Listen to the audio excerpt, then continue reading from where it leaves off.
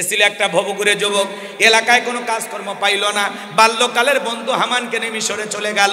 মিশরে যাওয়ার পর সর্বপ্রথম হলো তরমুজের ক্ষেতের লেবার। এই চাকরিটা করার পর যখন শুনতে পাইল মিশরের সরকারি গোরস্থানের দারোয়ান লাগবে, হাজার হাজার মানুষ লাইনের মধ্যে দাঁড়ায় গেছে। ওই কাবুস নামের ফেরাউন ওই লাইনের মধ্যে দাঁড়ায় গেছে, একে একে ইন্টারভিউ চলতেছে। এইবার যখন ফেরাউনের পালা, ডেকে বলে বাদশা, বুক ভরা আশা নিয়ে আপনার দেশে আসছি, আপনি যদি চাকরিটা আমারে দেন সারা জীবন আপনার প্রতি আমি কৃতজ্ঞ থাকব। আমি জানি আপনার চাইতে ভালো মানুষ এই জমিনে আর কেউ নাই। এমন কায়দা কৌশলে কথাগুলো উপস্থাপন করলেন, কথা আছে দুষ্ট লোকের মিষ্টি কথা। বাদশার ভালো লেগে গেল, পাম্পট্টিতে বাদশা ফুলে গেল। তখন ডেকে বলে ইন্টারভিউ বন্ধ করো, এই কাগজ নামের ছেলেটাকে মিশরের সরকারি গোরস্থানের দারোয়ানের চাকরিটা দেওয়া হলো। এইবার চাকরিটা পাওয়ার পর চিন্তা করে বাদশা প্রতি মাসে মানে বেতন দিবে, ঠিক আছে, কিন্তু এই বেতন দিয়ে তো চলবে না, আমাকে বড় হতে হবে, আমার সাইট আলাদা ইনকাম করা দরকার। এইবার যারা গোরস্থানে লাশ দাফন করতে আসে ওদেরকে ডেকে বলো, শোনো, তোমরা যদি লাশ দাফন করতে চাও লাশ প্রতি একটা করে দিরহাম আমার পকেটে দিতে হবে, নইলে লাশ দাফন করতে দেব না। জনগণ চিন্তা করে একটা দিরহামের জন্য বাদশার দরবারে বিচার নিয়ে যাব, লাশ পয়সা করলে শেষ হয়ে যাবে, অতএব একটা টাকা যদি পায় এই ছেলেটাই পাক। এই কথা ভেবে জনগণ টাকা দেওয়া শুরু করলো। 1 টাকা হলে ওইটাও কি ঘুষ? কথা কয় আমার দেশে কিন্তু নাই, আছে।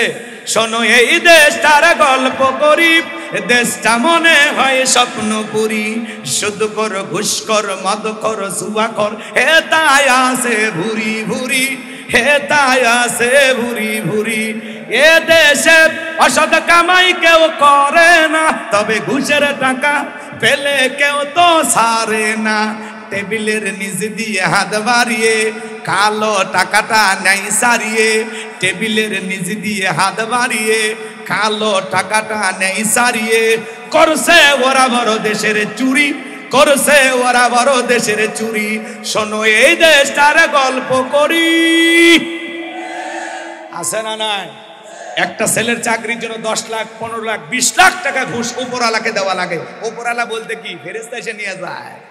এদেশের চেয়ার টেবিল পর্যন্ত ঘুষ খায়, কথা বলেন ঠিক কিনা? ভাইরা আমার, লম্বা হবে, লম্বা করবো না, অল্পতেই বুঝলেন। মাঝে মাঝে ঘুষের ভিডিও ভাইরাল হয়ে যায়, প্রকাশ্যে টাকা নেয়, এরপরে বলতেছে ভিডিও এডিট করা হয়েছে, ওই ব্যক্তি আমি সম্পূর্ণ আলাদা। কথা কয় না, কথা কয় না, কি জিনিস আমরা, কথা কন ঠিক কি? বিপদে বললে কয় ওটা আমি না, ওটা অন্য, অথবা আমাকে ফাঁসানোর জন্য চেষ্টা করেছে। আমি তো নেইনি, টাকাটা এমনি টেবিলে আছে। আপনি কি দেখেছেন টাকাতে আমি হাত দিয়েছিলাম? ওটা এমনি রাখা আছে, ওটা অন্য সারের টাকা। কথা কয় না কেন? নিজের দোষটা অন্যর ঘাড়ে চাপায় দেয়। কথা কন ঠিক কিনা? চলেন ইতিহাস ওই দিক সেদিক করা যাবে না। আমি যে কথাটা বলতে চাচ্ছিলাম, খালি মজা পাবেন, একটু সামনের দিকে যেতে দেন। যে কথা বলতে যাচ্ছিলাম বাজান গো আমার, গভীর মনোযোগ দিয়ে কথাগুলো শুনবেন। ওই জামানা আল্লাহ রাব্বুল আলামিন একটা মহামারী দিল, যার নাম হলো ডায়রিয়া, কলেরা। হাজার হাজার মানুষ মারা যায়, আর গোরস্থানে লাশ দাফন করে, আর ফেরাউনের পকেটে টাকা ওঠে। আমাদের জামানা একটা আল্লাহ মহামারী দিয়েছিল 2020 সালে, নাম হলো ধরো না সুইও না, নাম হলো করোনা। বাবার করোনা হয়েছে, ছেলে দেখতে যায় নাই, বাবা করোনা রোগে আক্রান্ত হয়ে মারা গেছে, হাসপাতালে লাশটা দেখতেও যায় নাই, বাবার কবরে মাটিও দেয়নি। বাবার সম্পত্তি ভালো লাগে, বাবার লাশটা ভালো লাগে না। মায়ের করোনা হয়েছে, টের পাইছে, জঙ্গলে বস্তাবন্দি করে ফেলায় আসছে। ভাইয়ের করোনা হয়েছে, আরেক ভাই দেখতে যায় নাই। বন্ধুর করোনা হয়েছে, আরেক বন্ধু দেখতে যায় নাই। স্বামীর করোনা হয়েছে, স্ত্রীর কাছেও যায় নাই। কথা কথা, স্বামী আলাদা রুমে থাকে, বউ আলাদা রুমে থাকে। খাবারের প্লেটটা সাজাইয়া, ঔষধ বড়ি দিয়া প্লেটটা নিয়া, লম্বা একটা বাঁশ নিয়া এরকম খাবারটা এরকম ঠেলেয়া স্বামীর ঘরের ভিতরে ঢুকাই দিয়েছে। তারপরেও স্বামীর সামনে যায়নি। কথা বলেন ঠিক কিনা? এবার স্বামী যখন সুস্থ হয়েছে, ডেকে বলে, শেফালির বাপ, তুমি তো জানো না আমি তোমারে কত ভালোবাসি। যখন তুমি অসুস্থ ছিলে আল্লাহর কাছে দোয়া করে বলেছে, আল্লাহ আমার হায়াত নিয়ে হলেও আমার বল্টুর বাপকে তুমি বাঁচায় রাখো। কি যে দোয়া করি, কি যে ভালোবাসি। এই কথা বলে আর আসল দিয়ে মুখটা মুছাইয়া দেয়। স্বামী তখন ডেকে বলে, আমারে যে কত ভালোবাসিস আমি জানি। তোর কথায় আমার মনটা যখন ছটফট করতো, মোবাইলে তোর ছবি দেখতাম, অজরে চোখের পানি ছেড়ে দিয়ে কান্না করতাম, ঘরের এপাশ ওপাশ, তারপরেও চেহারাটা দেখার সৌভাগ্য হয় নাই। আমারে যে কত ভালোবাসিস আমারও জানা আছে। আমি যখন অসুস্থ ছিলাম আমারে তখন তুই 5 দিয়া খাওয়াইছিস। কথা কোন ঠিক কিনা? এই করোনা মহামারী বুঝে দিল দুনিয়াতে কেউ কারো আপন না। আপনি মনে করতেছেন আপনি মরে গেলে আপনার পরিবার অন্ধকার, বউ বাচ্চা চলতে পারবে না, দূর মিয়া, ভুল ধারণা। আপনি মরে গেলে ওরা আপন গতিতে চলবে। দুনিয়াতে কারো জন্য কোনো কিছু থেমে থাকে না, বরঞ্চ বউ বাচ্চাকে বেশি প্রাধান্য দিতে গিয়ে আমরা আল্লাহকে ভুলে গেছি, আখিরাতকে ভুলে গেছি। কথা বলেন ঠিক কিনা? ভালো করে বুঝবেন, দুনিয়াতে কেউ কারো মিথ্যা মায়া, ভুল ভুল ভুল, সবই ভুল। কথা কোন ঠিক কিনা? মনে হচ্ছে দুনিয়াতে আমি একটা কিছু ধর্মিয়া। আপনি মরে গেলে আপনার ফ্যাক্টরি চলবে, আপনি মরে গেলে আপনার অফিস চলবে, আপনি মারা গেলে আপনার বউ চলতে পারবে, সন্তান চলতে পারবে। ওদেরকে বেশি প্রাধান্য দিতে গিয়া আমার নামাজ কাজা হয়ে যায়, ওদেরকে বেশি প্রাধান্য দিতে গিয়া আল্লাহর জিকির ভুলে যায়, কোরআন পড়ার টাইম পাই না, দুনিয়ার ব্যস্ততায় খালি ইনকাম করতে করতে করতে করতে আমি আল্লাহকেই ভুলে যাই। কথা বলেন ঠিক কিনা? এই জন্য বাজান গো আমার, আল্লাহকে ভালোবাসতে হবে, আল্লাহর আখিরাতকে ভয় করতে হবে। সামান্য 2 টাকা রোজগার করে দিয়ে যান, রিজিকের মালিক কিন্তু আল্লাহ, কিন্তু ওদের দিকে তাকায়া হারাম কোনো কাজ করা যাবে না। কথা বলেন ঠিক কিনা? শোনেন শোনেন শোনেন, ওই জামানায় আল্লাহ মহামারী দিল, তখন তো এত ডাক্তার ছিল না, হাসপাতাল ছিল না, হাজার হাজার মানুষ মহামারীতে মারা যায়, ওই ডায়রিয়া কলেরাতে মারা যায়, আর গোরস্থানে লাশ দাফন হয়, আর ফিরাউনের পকেটে টাকা ঢোকে। টাকা পাইতে পাইতে এত টাকার মালিক হয়ে গেল, টাকা রাখারই আর কোনো জায়গা নাই। বাদশাহ দরবারে চলে গেল, বাদশাহ আমার কাছে কিছু টাকা পয়সা হয়ে গেছে, এলাকায় যারা গরিব মানুষ খাজনা দিতে পারে না, আমি একটু খাজনা দিয়া গরিব দুঃখী মানুষকে একটু টাকা দিয়ে সহযোগিতা করতে চাই। বাদশাহ ডেকে বলে, বাবা এই তো ভালো উদ্যোগ, তোমার মতো ছেলে ঘরে ঘরে জন্ম নেওয়া দরকার। ঠিক আছে, টাকার বস্তা নিয়ে আসো, রাজ্যের গরিব মানুষদেরকে খবর দেওয়া হচ্ছে। এইবার হাজার হাজার গরিব মানুষ যারা খাজনা দিতে পারে নাই, হাজার হাজার দুঃখী মানুষ যারা খাইতে পারে না, এই গোরস্থানের দারোয়ান ওই ঘুষ খাবার টাকাগুলো দিয়া খাজনা পরিশোধ করে দিল, দুঃখী মানুষের হাতে হাতে টাকা তুলে দিল। এই টাকা কিন্তু জনগণের। গাইবান্ধা একটা কথা আছে, মাছের তেল দিয়া মাছ ভাজে, টাকা কিন্তু নেতার না, টাকা জনগণের। এমনি খুশি টাকা ওর বাপের, এই টাকা ওর বাপের। হ্যাঁ, ভালো করে বোঝেন, এই যে সিস্টেমে দিতেছে, আমরা মনে করতেছি ওর টাকা। কথা ভালো করে বোঝেন। এ বাজান গো আমার, যে কথা বলতে চাচ্ছিলাম, এইবার সমস্ত জনগণ টাকা পাইয়া খাজনা পরিশোধ করে দিয়েছে। গোরস্থানের ছেলেটা মহা খুশি, এই খুশিতে আনন্দের ঠেলা ডেকে বলে, হারে রাজ্যের বাদশা যদি ওই ব্যক্তি না হইয়া গোরস্থানের ছেলেটা হইতো, না জেনে আমাদের কপাল খুলে যেত। নির্বাচনের আগে একটু জনসেবামূলক কাজ করার দরকার আছে না নাই? আমার এলাকায় এক নেতা কাঁচা রাস্তা, মাটি রাস্তা, ইট পেরে দিচ্ছে। ইট ইট বোঝেন তো, আপনাদের কাঁচা রাস্তা ইট আছে না, ইট পেরে দিচ্ছে। মানুষজন বলে, বাবা তুমি তো এখনো নেতা হও না, ইট পেরে দিতেছো। বলে, আপনাদের দুঃখ কষ্ট আমার সহ্য হয় না।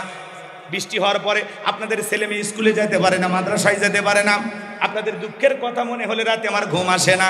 বৃষ্টি হওয়ার পরে আপনারা হাটে বাজারে যাইতে পারেন না।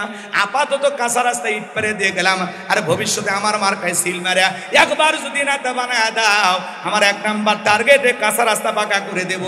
এই কথা বইলা জনগণ বিশ্বাস করে যখন নেতার মার্কায় সিল মেরে নেতাকে পাস করে, নেতা তখন এলাকায় থাকে না, ঢাকা শহরে বান্ধবী নিয়ে ঘুমায়। মার্কা থাকে যে কয়দিন, নেতার আনাগোনা সে কয়দিন। নির্বাচনের আগে মাথায় টুপি, মুখে দাড়ি, গায়ে লম্বা পাঞ্জাবি, দেখে মনে আসমান থেকে জিব্রাইলের খালা ধোয়াই নাজিল হয়েছে। কথা কোন ঠিক কিনা? মার্কা থাকে যে কয়দিন, এলাকায় আনাগোনা সে কয়দিন। আমরাও কম খারাপ না, 1.5 টাকার বিরিয়ার 3 টাকার চা খায় কি স্লোগান। বল্টু ভাইয়ের চরিত্র ফুলের মতো পবিত্র, নামা তুমশ্রীতে বাঁকা ভক্ত, শয়তানের 1 নাম্বার ভক্ত, হুজুরদের জন্য খুবই শক্ত, সুচা খাই গরিবের রক্ত। কথা কোন ঠিক কিনা? নির্বাচনের আগে পোস্টার এলাকা থাকে, জনগণের সেবা করার সুযোগ দিন। গরিবের বন্ধু, ভোট দিয়ে দেখেন গরিবের কয় নাম্বার শত্রু। বয়স্ক ভাতার কার্ড নিতে গেলে 2-4 হাজার খায়। এ কথা কর না কে? ও বলে সেবা করবে, সেবা করবে, চাইকে চাইকে একটা কাজ ওরে দে হয়। আমি নাম বলবো, বলার দরকার নেই, বুঝে নেন, ঠিক আছে তো? ইনশাআল্লাহ খালি পাম মারার লোকের অভাব নাই, কাজের বেলা কাউরে বাজান। কথা কন, কথা কন, রাখজান করে না বাজান। যাই হোক, লম্বা কথা বলে লাভ নাই, দোষ কিন্তু আমাদেরও আছে। কথা কন না, আমরা এমন মুসলমান যারা নির্বাচনের আগে রাত্রিতে 500 টাকা 1000 টাকা নোটের কাছে তার ভোটটা বিক্রি করে দেয়। এদেশের মুসলমান হাফ কেজি জিলাপির কাছে 5 বছরের জন্য বিক্রি হয়ে যায়। এমন মুসলমান দিয়া এদেশে ইসলামকে প্রতিষ্ঠিত করা যাবে না।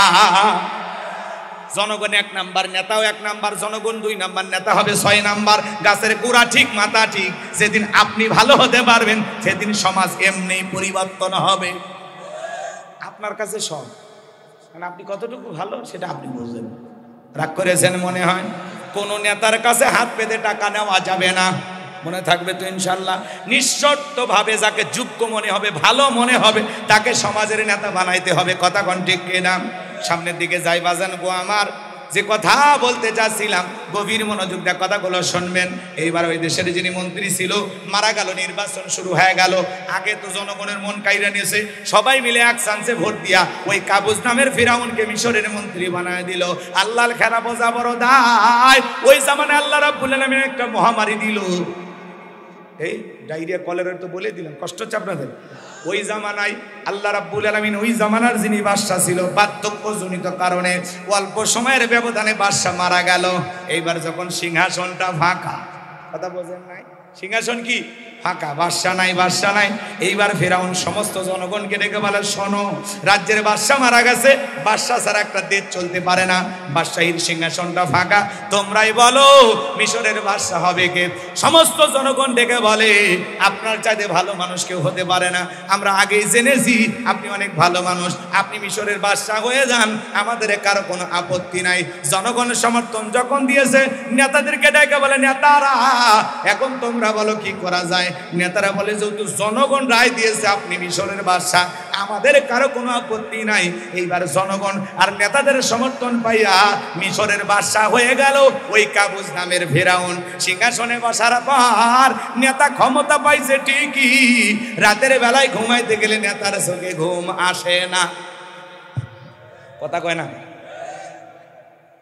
আজে বাজে স্বপ্ন থেকে লাফালাফা ওঠে। কত বড় লোক, কোটি কোটি টাকার মালিক, ঘুমাইতে গেলে হয় না 4টা ট্যাবলেট খায়, এরপরে রাতে 2টার দিকে ওইটা সিসি ক্যামেরার দিকে তাকায়, কেউ কি ভিতরে ঢুকছে ওর জানটা নেওয়ার জন্য।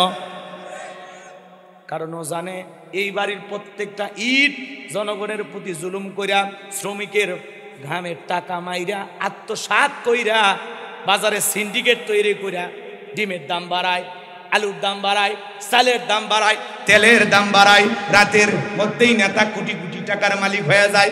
এজন্য ভয় করে, সিসি ক্যামেরা লাগাইছে, কেউ বাড়িতে ঢোকে নাকি ওই জুলুমের প্রতিশোধ নেওয়ার জন্য। বোঝেন নাই? বোঝেন নাই? আর গরিবের ট্যাবলেট খাওয়া লাগে না, রিক্সা চালায়, ভ্যান চালায়, মাঠে কাজ করে, আলু ভর্তা দিয়ে ভাত খাইয়া বউকে কোলের মধ্যে নিয়ে ঘুমায়। কত গরিব রেল স্টেশনে ঘুমায়, মাথার তলে ইট দিয়া, ভালো বিছানাও নাই, পত্রও নাই, এমন কায়দায় নাকটা ডাকে মনে হয় ট্রাকের ইঞ্জিল ফেল। আছে না নাই? কথা কন, কথা কন, রাগ করতেছেন মনে হয়? গরিবকে আল্লাহ 2টা নিয়ত স্পেশাল দিয়েছে, একটা হলো ঘুম আর একটা হলো খাওয়া রুচি। আর গরিবের এই 2টা রুচি ভালো, আর ধনীর টাকা আছে, খাইতে পারে না, গরুর গোস্ত খায়, চর্বি বেশি, খাসি আরো মারাত্মক চর্বি। কথা কয় না কে? ফল ফুল কত কিছু সামনে সাজানো, আপেল বেদেনা, কমলা লেবু খাইতে পারে না, ডায়াবেটিস শরীর, এত খাবার সামনে, বলে এটা খান ওইটা খান, না না না। গরিব টাকা দেখার মুসকি মুসকি হাসে, বলে খাওয়া বলে যাবে না, একবার দিয়ে দেখ অটো মেশিনের মতো সব সাফ করে দেব। গরিবের কিনার টাকা নাই, খাওয়ার রুচি আছে, ধনীর কিনার টাকা আছে, খাওয়ার রুচি নাই। যত খাবে কম তত বাঁচবে বেশি, বেশি খাইলেই যখন তখন মারা যাবে। কথা কন ঠিক খেয়ে না? রাগ করতেছেন মনে হয়? যাই হোক বাজান গো আমার, এই গরিব দুঃখী মানুষের পাশে দাঁড়ানোর দরকার আছে না নাই? এই যে প্রচন্ড শীত, আল্লাহ টাকা দিয়েছে, একটু কম্বল দেন মানুষকে। কথা কন, গরিব দুঃখী মানুষের মধ্যে একটু কম্বল বিতরণ করেন, শীত বস্ত্র বিতরণ করেন, একটা বৃদ্ধ মানুষ গায়ে চাদর না, একটা চাদর কিনে দেন। কত দুঃখী মানুষ আছে ফুটপাতে শুয়ে আছে, অসহায় দরিদ্র পথ শিশু, ওদেরকে একটু দেন। কত গরিব মানুষ, একটা কম্বল কেনার টাকা না, আল্লাহ ধনী বানাইছে, টাকা দিয়েছে, দেন না বাজান। একটু গরিব দুঃখী মানুষের মাঝে কম্বল বিতরণ করেন, দেখবেন অন্তরে তৃপ্তি পাবেন, ভালো লাগা কাজ করবে। এই দুনিয়াতে কোনো মানুষকে যদি এইভাবে একটু সহযোগিতা করতে পারেন, আরশের মালিক যদি খুশি হয়ে যায়, আপনার জন্য আল্লাহ রাব্বুল আলামিন পরকালে উত্তম জাযা দিবেন, উত্তম পুরস্কার রেখে দেবেন। কথা বলেন ঠিক কি না? বলা যায় না এই গরিবকে একটা কম্বল দেওয়ার কারণে, বলা যায় না এই দুঃখী মানুষকে একটু শীতের পোশাক কিনে দেওয়ার কারণে আপনার জন্য আল্লাহ জান্নাতি পোশাক রেডি করে রাখবে। কথা বলেন ঠিক কি না? একটু দেন, দেন, দুঃখী মানুষের পাশে দাঁড়ান, একটু সহযোগিতা করান, দেন না বাজান, দেন, একটু শীত বস্ত্র বিতরণ করেন, কম্বল দেন, গরিব দুঃখী মানুষকে দেন। আল্লাহ সম্পদ দিয়েছে, জমায় রাখে কি লাভ? একটু দুঃখী মানুষের মাঝে বিতরণ করেন, আরশের মালিক আল্লাহ খুশির হবে। কথা বলেন ঠিক কি না? আমার ভাইয়েরা, কত পথে পড়ে থাকা শিশু, কত বিধবা অসহায় নারীরা কান্না করে, একটা বস্ত্র নাই, সিরা শাড়ি পরে আছে, জেরা মিষ্টি পরে আছে, দেন না একটু শীতের একটা কম্বল কিনে দেন, দেন না এক সেট জামা কিনে দেন, দুঃখী মানুষের পাশে দাঁড়ান, আরশের মালিক আল্লাহ খুশি হবে। কথা বলেন ঠিক কি না? আমরা সাইল দরিদ্র মানুষকে সহযোগিতা করব। তোমার বাড়ির দরজায় সাইল দরিদ্র গেলে খালি হাতে ফেরত দিও না। কত মানুষ বলে বাবা প্রচন্ড শীত, আমার যদি একটু চাদর কিনে দিতা, ধমক দিয়ে তাড়ায়া দেয়, বলা যায় না ওই মানুষটাকে আজকে চাদর কিনে দিলে আরশের মালিক তোমার জন্য অন্য কিছু ব্যবস্থা করে রাখবে যা তুমি কল্পনাও করতে পারবা না। একটা দুঃখী মহিলা তোমার কাছে কম্বল চায়, যুবক রে ফেরাইয়া দিও না, ওই দুঃখী মানুষকে কম্বলটা কিনে দাও, আরশের মালিক আল্লাহ খুশি হয়ে যাবে। কথা বলেন ঠিক কি না? আল্লাহ রাব্বুল আলামিন আমাদের সবাইকে গরিব দুঃখী মানুষের পাশে দাঁড়ানোর তৌফিক দান করুন। জোরে বলুন আমিন, আরো জোরে বলুন আমিন। তাহলে নেতার চোখে কি নাই? ঘুম নাই। এইবার তার দরবারে জ্যোতিষী ছিল, 400 জ্যোতিষীর লিডারের নাম হলো দবিরা, বয়স হলো 320 বছর। দবিরাকে ডেকে বলে, দবিরা রে, ভাগ্য গবেষণা করে দেখো, কেন জানি রাতের বেলায় ঘুমাইতে পারি না, আজে বাজে স্বপ্ন দেখে লাফায় উঠি। দবিরা ডেকে বলে, নেতা যদিও ছিলেন ভবঘুরে যুবক, তরমুজের ক্ষেতের লেবার, সেখান থেকে গোরস্থানের দারোয়ান, এরপরে মিশরের মন্ত্রী, বর্তমান আপনি রানিং বাদশা, আঙ্গুল ফুলা কলার গাছ। যদিও আপনি এত জায়গা থেকে এত উন্নতি হয়েছে, কিন্তু আপনার ভবিষ্যৎ জীবন বড় অন্ধকার। আগামী 3 মাসের মধ্যে বনি ইসরায়েল সম্প্রদায়ের ভিতরে মুসা নামের একটা ছেলে জন্মগ্রহণ করবে। ওই মুসার কারণে রাজত্ব পাওয়ার ক্ষমতা থাকবে না। নেতারে, এমনকি আপনার জীবন যাওয়ার সম্ভাবনাও দেখা যায়। এই কথা শোনার পর ফিরাউনের মাথা ঠান্ডা না গরম? ও বলে, কাঠ করে পড়ায় ছিলাম কই, আসলাম কই, না জানি ভবিষ্যতে আরো কত কিছু হই। আর একটা মুসা নামের ছেলে জন্মগ্রহণ করবে, ওর কারণে রাজত্ব পাওয়ার ক্ষমতা থাকবে না, এমনকি জীবন থাকবে না। এটা তো মেনে নেওয়া যায় না। কথা ঠিক না? যদি দবিরা বলতো মুসা আসবে, খানকা বানাবে, বসে বসে জিকিরি করবে, তসবি ঠেলবে, তাহলে কিন্তু মাথা গরম করতো না। ফিরাউন চাইলে সরকারি খরচে খানকা বানায় দিত। কথা বলেন ঠিক কিনা? আজও পৃথিবীর জমিনে তাকায় দেখেন, যারা খানকানে বসে বসে লাফালাফি করে, জিকিরি করে, ওদেরকে কেউ টার্গেট করে? দেখেন না, খানকা শরীফ নিয়ে বসে থাকে, দেখেন না লাফালাফি করে, ডুগি তবলা বাজায়, ঢোলক বাজায়, পানির ভিতরে জ্বললে বাতি, ঝড় বাতাসেও নেবে না, ল্যাংটা বাবার মুরিদ হইলে নামাজ রোজা লাগে না। যে পীর সাহেব বলবে নামাজ রোজা লাগে না, ওটা পীর না, টাটকা শয়তান। সিজদার মধ্যে একটা সিজদা দিবি, জান্নাত পার হয়ে জাহান্নামে পড়ে যাবে। আছে না ভণ্ড? বছরের পর বছর চলে যায়, গোসল করে না, পাটা ছাগলের মতো শরীরটা, সেন্ট বের হয়। কথা কোন ঠিক? কয়েক বছর পরে গোসল করে, ওই পানি জমিনে পড়ার আগে মুরিদেরা বরকতের আশায় খা। রুচির একটা ব্যাপার। কথা কন না কেন? আজকে পীর সাহেবের কাছে যা, পাগল হয়ে যা, কি গান গায় না গায়।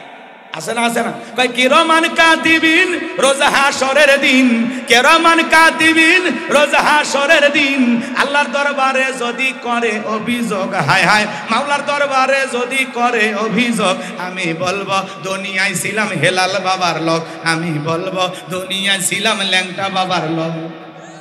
তোর বাবা যদি ল্যাংটা থাকে, তোর কপালে আল্লাহ 12টা বাজা। কথা কোন ঠিক কি না? ভণ্ডামি করা জায়গা পাও না। পীর ছিল শাহজালাল, খানকায় পীর, রাজপথে পীর, নারাই তাকবীর হুঙ্কার দিয়েছে, গৌর কবিতা ধুতি খুলে পালাছে। পীর ছিল শাহ পরাণ, শাহ মাকদুম, বাইজিদ বোস্তামি, আব্দুল কাদের জিলানী, আল্লামা খাজা মঈনুদ্দিন চিশতি রহমতুল্লাহ আলাইহ, রংপুরের কেরামতুল্লাহ, বগুড়ার শাহ সুলতান, বাগেরহাটের খান জাহান আলী। এই যে বড় বড় আল্লাহওয়ালাদের কারণে এদেশে ইসলামের প্রচার প্রসার হয়েছে। কথা বলে ঠিক কিনা? আল্লাহওয়ালা খুবই ভালো জিনিস। আল্লাহ বলেন ওয়াকুনু মাস সাদিকিন, তোমরা সত্যবাদীদের সঙ্গী হও। যে পীরের পা থেকে মাথা পর্যন্ত নবীর সুন্নত দিয়ে ঢাকা, যার চেহারার দিকে তাকাইলে আল্লাহর কথা স্মরণ হয়, এমন হক্কানি আল্লাহওয়ালা যেখানে আমরা আছি। কিন্তু ভণ্ডর কাছে যাওয়া যাবে না। বয়স হয়ে গেছে, মহিলা মুরিদ দেখলে বলে মা আয়। মহিলা চিন্তা করে এত বড় আল্লাহর ওলি আমারে ডাকতেছে, যদি কাছে না যায় জাহান্নামে জায়গা হবে। ওই ভয়ে পীর সাহেবের বুকের ভিতর ঢুকছে। পীর সাহেবের বুকের ভিতরে যে এত শান্তি পাইছে, আনন্দের ঠেলায় গান গায়, বাবা আমি তোমায় ভালোবাসি, তোমার শরণ সুমিতে বাবা, তোমার কাছে আছি গো বাবা, আমি তোমায় ভালোবাসি। যে মহিলা স্বামীকে বাদ দিয়ে পীরের ফাটা পায়ে চুমা খায়, ওই নারীর চরিত্রে ঠিক নাই। এ আপনার বউকে আপনি মাজারে পাঠান, আপনি কি দুর্বল? আপনার বউ বলবেন আমি তোর পীর, আয়। পছন্দ হয় না? আয়েশা, ফাতেমা, খাদিজা, হাজেরা, আসিয়া, মারিয়াম, এদের জীবনী কিনে দেবেন, যেগুলো সব জান্নাতি নারী। এদের জীবনী পর, এইভাবে জীবন গড়, তারপরে মর, জান্নাতের রাস্তা ধর। আপনার বউকে আপনি মাজারে পাঠান কেন? কেন মাজারে পীর সাহেব কি দিতে পারে?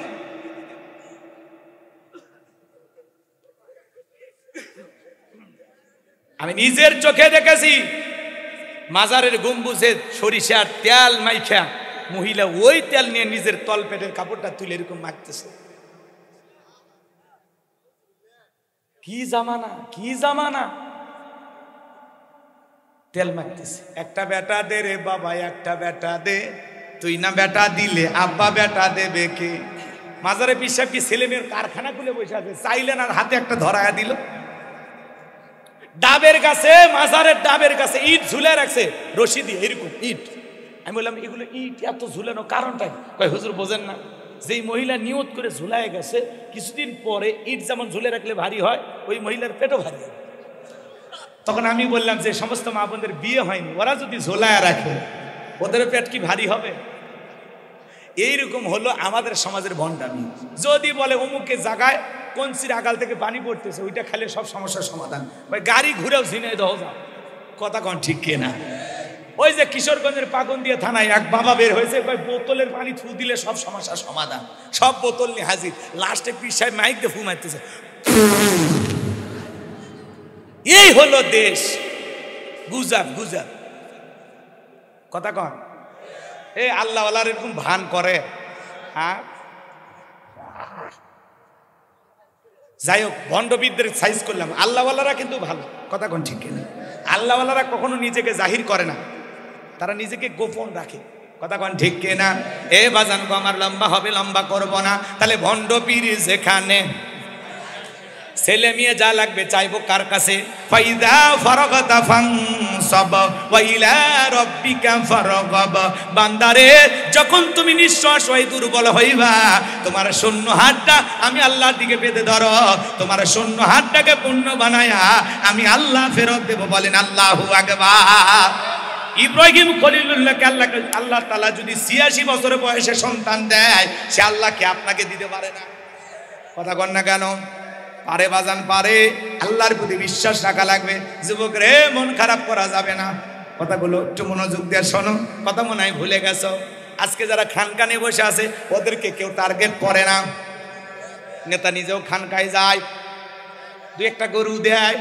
আমাদের দেশে এমনও আছে, গরু ছাগল নিয়ে বাবার দরবারে রওনা করে আর মাইক বাজায়, গান গায়। আছে না? না কয়, আমি ডুব দিয়াছি প্রেম দরিয়ায় বাবার সন্ধান।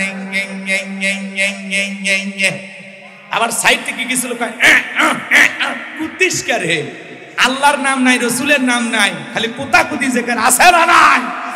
এগুলো ভণ্ডদের কাছে যাওয়া যাবে। ওদের দরবারে দেখেন না বিশাল বড় মাইক নিয়ে গান বাজাতে, চাঁদ উঠেছে চাঁদ আর খুঁজে পাওয়া যাচ্ছে না, এখন চাঁদ ওদের দখলে। ভণ্ডামি রে ভণ্ডামি, ভণ্ড ভণ্ড ভণ্ড, চতুর্দিকে খালি ভণ্ড। কথা কোন ঠিক কিনা? আল্লাহ ওদের হেদায়েত দান করুন। তাহলে ভণ্ড পীর যেখানে, এই একটা মাজারে ছাগল দিয়ে কি লাভ আমারে বলেন তো? লাভটা যে আল্লাহ ওয়ালা শুয়ে আছে, উনি যদি সত্যি আল্লাহর ওলি হয়, উনি তো আরামে আছে, ওনার তো ছাগল লাগবে না, ওনার তো টাকা লাগবে না, গরু লাগবে না, লাগবে কি? উনি জান্নাতের আরামে এসে আছে। দুলিয়া মিয়া যেমনি ঘুমায়, নেককাররা কবরে তেমনি ঘুমাবে। বাসর ঘরে বোঝেন না, দুলিয়া মিয়া যেমন আরামের ঘুম ঘুমায়, যারা নেককার আল্লাহওয়ালা মুত্তাকি ওরা কবরে তেমনি ভাবে ঘুমায়। ইসরাফিল যেদিন ফুৎকার মারবে সেদিন বলে কে বলি ঘুমায়, কে ডাক কিয়ামত ঘটে গেছে, তাই নাকি? ওরা টেরও পাবে না। হাজার হাজার বছর কবরে থাকবে, সময়টা মনে হবে খুব সংক্ষিপ্ত। এই 1-2 ঘন্টা ঘুমাইছে, এই মনে জোহর নামাজ পড়ে ঘুমাইছে, আসরে উঠলাম। কথা কি বুঝতে পারছেন? তো আপনি আল্লাহ ওয়ালাদের কবরে যাবেন, চাইতে বাধা নাই, কিন্তু কেন ছাগল দিচ্ছেন, কেন টাকা দিচ্ছেন? হ্যাঁ, কোনো মাজারের পাশে যদি মসজিদ থাকে, একটা মাদ্রাসা থাকে, ভিন্ন কথা। কথা বল ঠিক কিনা? তো আপনি ওখানে দিয়ে লাভ কি?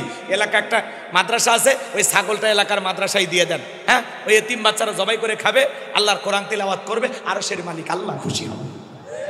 আরে একটা গরু মাজারে দিয়ে লাভ কি? এলাকা একটা দুঃখী মেয়ে, বিয়ে হয় না, খরচের অভাবে বিয়ে হয় না, সাহায্য চাই মানুষ। জান না আপনি ধনী মানুষ, একটা গরু কিনা গরুটা জবাই করে কিছু মানুষকে মেহমানদারি করায়, ওই গরিব মেয়ের বিয়েটা ফালি দেন। কথা কয় না? আল্লাহর আরশ খুশি হবে, আরশের মালিক খুশি হবে। কথা বলে ঠিক কি না? পারবো তো ইনশাআল্লাহ। আল্লাহ আমাদের বোঝার তাওফিক দান করুন, জোরে বলুন আমিন। টাকা সম্পদ দরকার জিন্দা মানুষের, মরা মানুষের কিচ্ছু লাগবে। ঠিক আছে? মরার পরে এক পীর সাহেবের মাজারে মশারি টাঙানো, বলছে ভাই ব্যাপার কি? কয় বাবারে মশা লাগবে। তার মানে এমন আকাম করে গেছে, মরার পরে মশা ছাড়তেছে না। এরকম ভণ্ডদের কাছে যাওয়া যাবে? আল্লাহ বোঝার তৌফিক দান করুন। এক পাগলি ভিক্ষা করতে করতে এক জায়গায় মরে গেছে, ওই পাগলি গুটি কবর দিয়ে লেখা রাখছে পাগলি শাহ রহমতুল্লাহ আলাইহির মাজার, যা মান্নত করবেন সব পূরণ। ওই পাগলির মাজারে এখন বস্তায় বস্তায় টাকা হয়। হাই রে মানুষ। যাই হোক, ওইদিকে যাবো না, কষ্ট পাইছেন আপনারা? পান সমস্যা নাই, একটু বলা লাগবে, সংশোধন হওয়া লাগবে। আমরা মাজার মুখী না, আমরা হবো মসজিদ মুখী। কথা বোঝা গেল? চাইবো কার কাছে? কোনো বাবার কাছে না। দুনিয়ার কেউ কিছু আপনাকে দিতে পারবেন না, সব দেওয়ার ক্ষমতা কার? আল্লাহ আমার রব, সব কিছু তিনি দিতে পারেন। কথা বল ঠিক কিনা? আপনার জীবনের সব চাহিদা পূরণ করার একমাত্র ক্ষমতা কার? তাহলে কান্দা লাগলে, চাওয়া লাগলে জায়গা মতো চান, চাইতেই থাকেন, নাসর বান্দার মতো চাইতে থাকেন, চাইতে চাইতে আল্লাহ একদিন দিয়েই দেবে। কিন্তু আমাদের ধৈর্য কম। আমরা ওই মানে কারো মাধ্যমে ভায়া বানায়া একটু চাইতে, আব্বারে যা করবো আব্বা আবার করবে, মানে টপ করে আল্লাহ দেবে, ও নিজে কষ্ট করবে না। মাজারের মাধ্যমে, পীরের মাধ্যমে, বাবার মাধ্যমে আল্লাহর কাছে চাইবে। এগুলো বাদ দেন, পরিবর্তন হন। কোনো হককে নেই। আল্লাহওয়ালা যে পীর সাহেব নিজের ইমামতিতে মুরিদদেরকে নামাজ আদায় করে, খুবই ভালো, নেক আমল করে, দেখেই মনে হয় বুজুর্গ মানুষ, তার কাছে গেলে দুইটা কিছু শেখা যাবে। উনি আবার দুনিয়া লুবি হবে না, উনি হবে আখিরাতমুখী। যেই দরবারে মহিলা নাই সেই দরবারে যাবেন, যেখানে নারী পুরুষ একত্রে মেলামেশা ওঠা বসা, মহিলা আছে যেখানে ফেতনা আছে। কথা কয় না? ঠিক আছে তো? তাহলে কোন দরবারে মহিলা গেলে ওই দরবারের সাথে মুসলমানের সম্পর্ক থাকতে পারে। আল্লাহ বোঝার তৌফিক দান করুন, জোরে বলুন আমিন। সামনে যায় অনেক কথা বাকি আছে, যেহেতু শুরু করছি, ফিরাউনক ফাইনাল খেলায় পরাজিত করে আমরা বাড়িতে যাব। সুপে মারিয়ে যাওয়া লাগবে, না হলে ঘুম হবি না। সাইজ করে দাম, কথা কোন ঠিক কিনা? পরে চাপায় দেয়, কথা বলেন ঠিক কিনা? মুসার সঙ্গে জবাই করতে করতে করতে হাজার হাজার সন্তান জবাই করা হয়ে গেল। 3 মাস অতিবাহিত হয়ে যাওয়ার পর দবিরাকে ডেকে বলে, দবিরা এইবার গবেষণা করে দেখো আমার পথের কাটা মুসা মরল না বাঁচলো। এইবার দবিরা ভাগ্য গবেষণা করে বলে, নেতা যদিও বনি ইসরাইল মায়ের বুক খালি কইরা বর্ণনা পাওয়া যায় অনেকগুলো, কেউ বলেছেন 20,000, কেউ বলেছেন 24,000, কেউ বলেছেন 80,000 শিশুকে তারা জবাই করেছিল, হত্যা করেছেন যদিও বনি ইসরাইল মায়ের বুক খালি কইরা। কিন্তু আপনার পথের কাটা মূসা এখনো মরে নাই, মায়ের কোলে জীবিত আছে, সুস্থ আছে, কিন্তু কোথায় আছে, কোন বাড়িতে আছে সেইটা বলার ক্ষমতা আমাদের নাই। বলেন আল্লাহু আকবার। ওয়া মাকারু ওয়া মাকারাল্লাহ ওয়াল্লাহু খায়রুল মাকিরিন। খেলা কার? আল্লাহ চাই মুসারে বাঁচাইতে, আর ফেরাউন চাই মারতে। ওর 14 গোষ্ঠী এক জায়গায় হয়ে মারতে পারবে না বাজান গো আমার। এইবার ফেরাউন সমস্ত সেনাবাহিনীকে ডেকে বলে, এ সেনাবাহিনীর দল, মাসে মাসে বেতন দিই চেহারা দেখার জন্য, এতগুলো মারলা, আসলটা মারতে পারলা না, যাও এলাকায় ছড়িয়ে পড়ো, এলাকায় তল্লাশি চালাও। এইবার বাজান গো আমার তাদেরকে এলাকার প্রত্যেকটা ঘরে ঘরে এলাকায় পাঠায় দেওয়া হলো।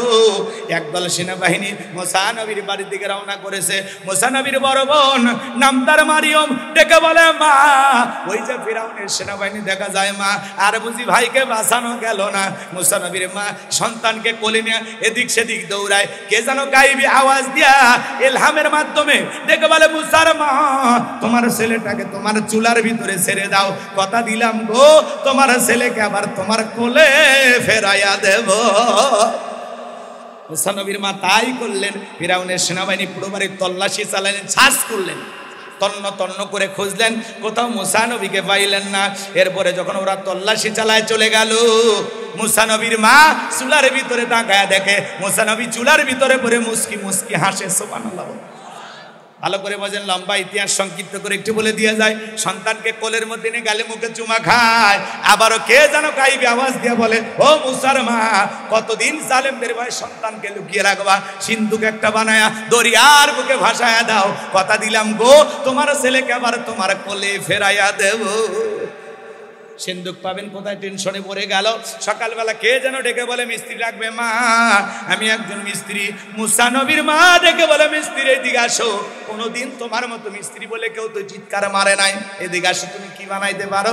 মিস্ত্রি ডেকে বলে, মা আপনি যদি মনে করেন এমন একটা সিন্ধুক আপনার দরকার, যে সিন্ধুকের ভেতরে আপনার সন্তানটাকে তুলে দরিয়ার বুকে ভাসায় দিবেন, আপনি চাইলে এরকম সিন্ধুক আমি বানায় দিতে পারি। মুসা নবীর মা বলে, মিস্ত্রি তুমি তোমার মনের কথা বলেছো, এইরকম একটা সিন্ধুকের সন্ধান তো আমি করতেছি। দেখে বলে, মা ভিতর থেকে একটু পানি নিয়ে আসেন, যন্ত্রপাতি আছে, ধার দেওয়ার জন্য পানি লাগতে পারে, আবার না হলেও চলবে। মুসা নবীর মা ভিতর থেকে পানি নিয়ে আসার পর তাকায় দেখেন মিস্ত্রি সুন্দর একটা সিন্ধুক বানায়া দাঁড়িয়ে আছে। সিন্ধুকটা হাতের মধ্যে দিয়ে মিস্ত্রি দৌড়ায়, পিছন থেকে ডাইকা বলে, মিস্ত্রি লোহার পয়সাকে নিবা না, কাঠের পয়সাকে নিবা না, তোমার পারিশ্রমিকের দামটাকে নিবা না। মিস্ত্রি ডেকে বলে, মা যারা বিপদে পড়ে আমি তাদের উপকার করি, বিনিময়ে টাকা পয়সা গ্রহণ করি না। মুসা নবীর মা ডেকে বলে, মিস্ত্রি এই বিপদের দিনে এত বড় উপকার করলা, লোহার পয়সাও নিলা না, কাঠের পয়সাও নিলা না, তোমার পারিশ্রমিকের দামটাও নিলা না, অন্তত তোমার নামটা বলে যাও, মাঝে মাঝে তোমার কথা মনে হলে তোমার জন্য আল্লাহর কাছে দোয়া করব। মিস্ত্রি ডেকে বলে, মা আমি দুনিয়ার সাধারণ কোনো মিস্ত্রি না, আমি আল্লাহর ফেরেশতা, আমার নাম হলো জিবরাইল। সিন্ধুকের ভিতরে মুসা নবীকে তুলে দরিয়ার বুকে ভাসায় দিলেন। আর মেয়ে মারিয়মকে বলে, মা সিন্ধুক ভাসতে ভাসতে কই যায় খবর নিয়ে আসবি। এইবার সিন্ধুক ভাসতে ভাসতে চলে গেল ফেরাউনের ঘাটে। জোরে কোন মারহাবা। ওই দিন বিকেলবেলা ফেরাউন তার প্রিয়তমা স্ত্রী আসিয়াকে নিয়ে আসতে সমুদ্র সৈকতে হাওয়া খাইতে। ফেরাউন কাফের হওয়ার পরেও মাঝে মাঝে বউকে নিয়ে বিনোদন করত, মাঝে মাঝে বউকে নিয়ে বিনোদন করতে কোনো বাধা নাই, হালাল বিনোদন। মাঝে মাঝে বউকে নিয়ে কক্সবাজার চলে যাবেন, বউ খুশি, দুনিয়ার সব খুশি, ঘর ঠিক সব ঠিক, ঘরের শান্তি, সব জায়গায় শান্তি। কথা কয় না, রাগ করছেন? মাঝে মাঝে বউকে নিয়ে কই যাবেন? কই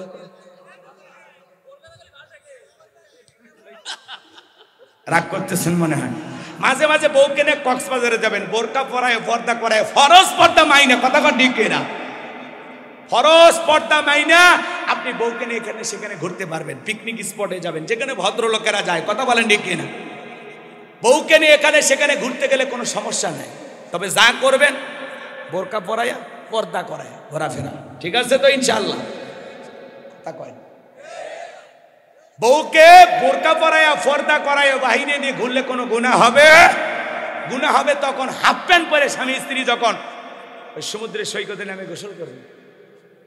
আপনার বউকে নিয়ে ঘোড়ার উপরে তুলে একটা সেলফি মারবেন, ক্লিক, ওই ছবিটা আবার ফেসবুকে আপলোড করে। অবশেষে প্রিয়তমার সঙ্গে কক্সবাজার প্রথম দিন কাটলো। তোর সাপাত বাড়ি রে, নিজের বইয়ের ছবি ফেসবুকে ছাড়ে। এই পুরুষ কি চায় জানেন? ও বলতেছে বউ আমার হক, সবাই একটু দেখুক, দেখারও একটা হক আছে। আবার কেউ কেউ বলে আমার বউটা যে সুন্দরী, ফেসবুকে আমার যত বন্ধু আছে ওরা দেখুক আর চলু, পরে আবার তোরে ঘুমের ঔষধ খাওয়ায় তোর বউরি নিয়ে যেন ভাইগে না যায়, ভালো হয়ে যায়। বউ হলো পার্সোনাল জিনিস, ঘরের জিনিস, ঢেকে রাখা জিনিস, আগলে রাখা জিনিস, এটা পাবলিসিটি করার জিনিস না। বোকা ছেলে কোথাকার, নিজের জিনিস নিজে দেখো। কথা কেন? বউ তোমার, তুমি মোটর সাইকেলে সাজায়া গোজায় কেমনি নিয়ে যাও, তো শরম লাগে না? নিজের ঘরের জিনিস মানুষকে দেখো। এত কসমেটিক গুলো কিনে দাও, আমার কষ্ট হয় তো। কত কিছু কিনে দাও তোমরা, এত কিছু কিনে দাও, তোমার জন্য জীবনে সাজে না। মার্কেটে গেলে, বাপের বাড়িতে গেলে, বিয়ের দাওয়াত পেলে কি সাজা সাজে, ওর বাহারি সাজ দেয়া কি কি। ভারতের চ্যালেঞ্জ পরে বন্ধ করতেছে, ওটা পরে। এদিকে আমি আজ শোনে মা বোনদের আলোচনা করার দরকার ছিল, কথা কোন ঠিক কিনা? তো আমি বেশি কথা বলবো না। ভারত যে আপনাদের কত বন্ধু আপনারা জানেন না।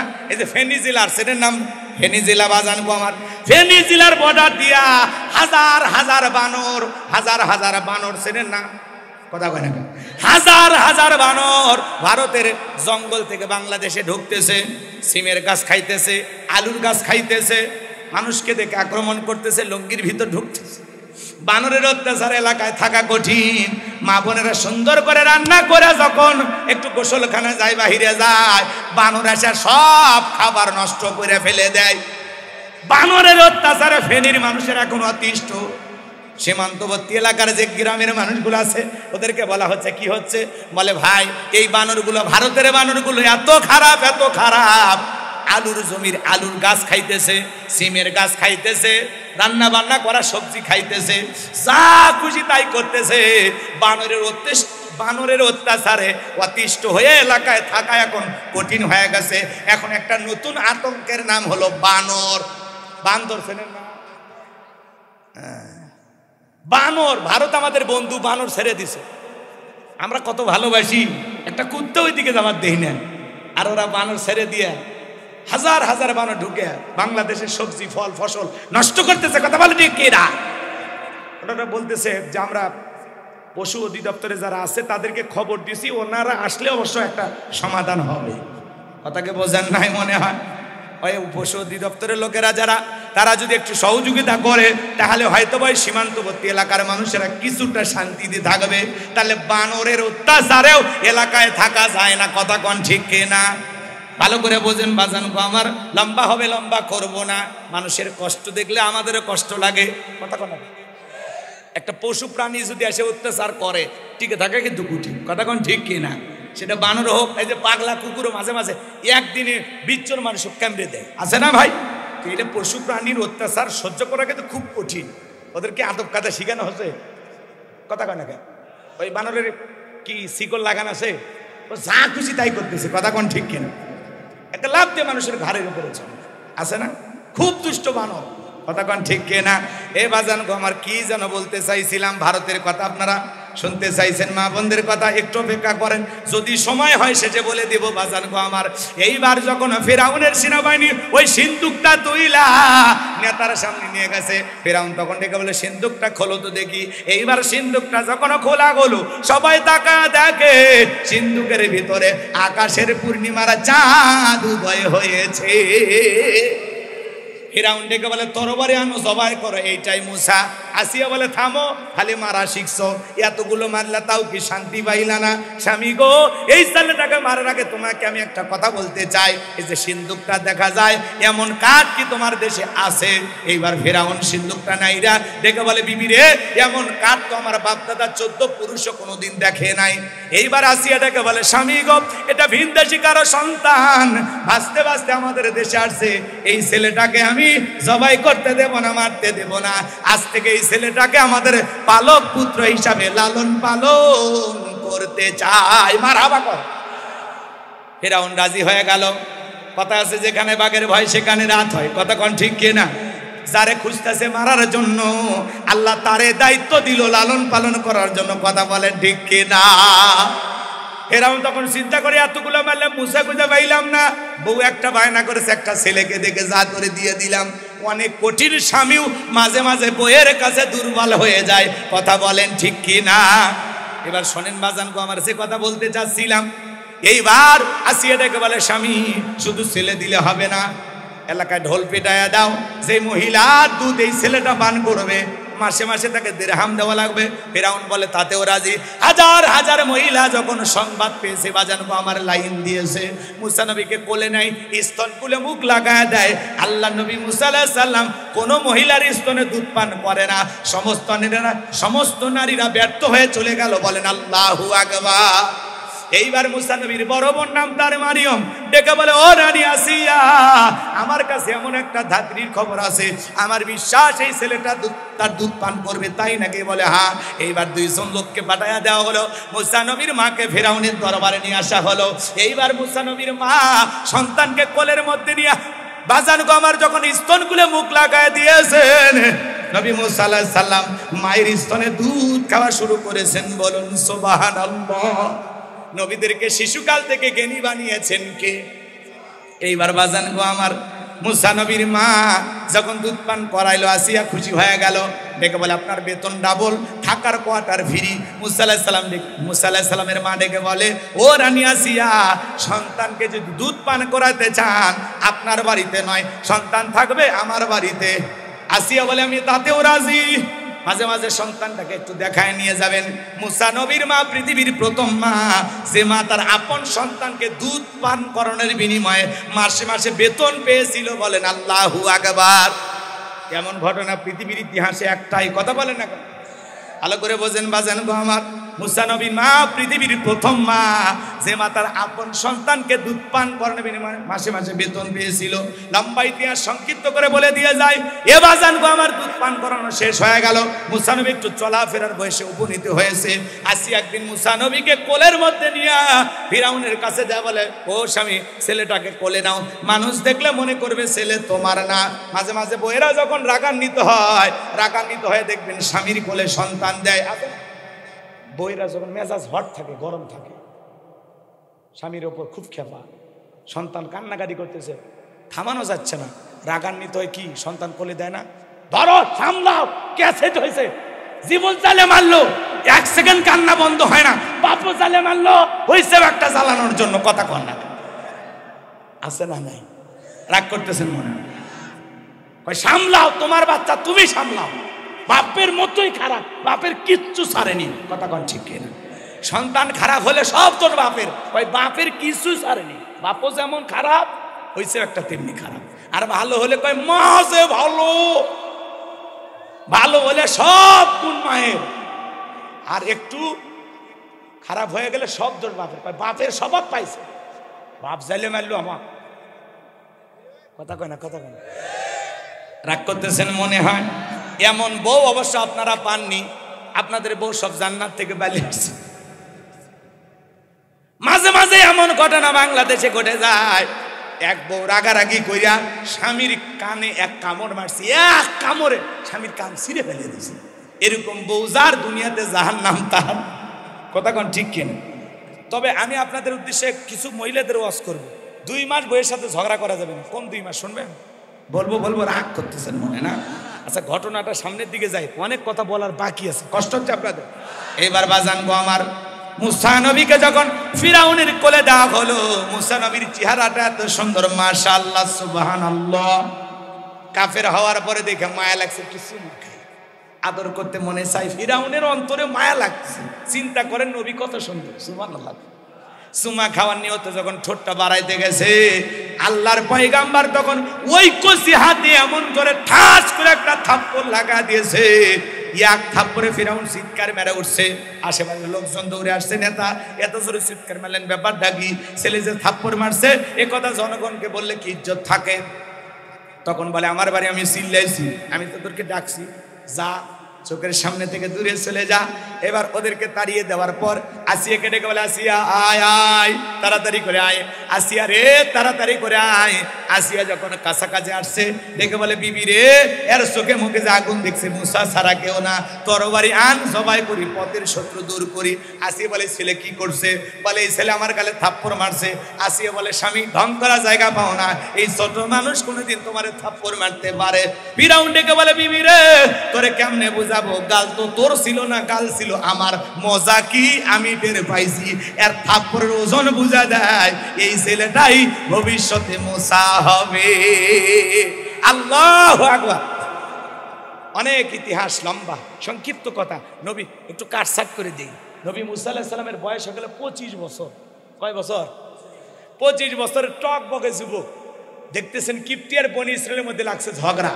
মুসা আলাইহিস সালাম কিপ্তিকে যা বলতেছে, সব জায়গায় নেতার গরম দেখাস, কিছু আছে না, কামাক চিনিস, আমি অমুক নেতার আপন খালাতো বোন, তার ছোট মেয়ে বিয়ে করেছি, কি হাইব্রিড পরিচয় আছে।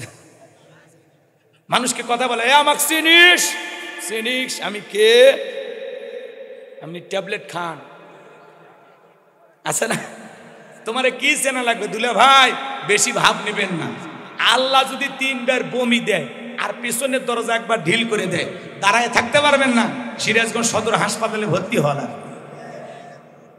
সকালবেলা স্ত্রী দেখতে গেছে, সেলিমের বাপ, তোমার শরীরের কি অবস্থা? কয়, মা তুমি দোয়া করো। দুপুরবেলা বড় ছেলে দেখতে গেছে, আব্বা শরীরের কি অবস্থা? কয়, ভাই তোমাকে চিনতে পারলাম না।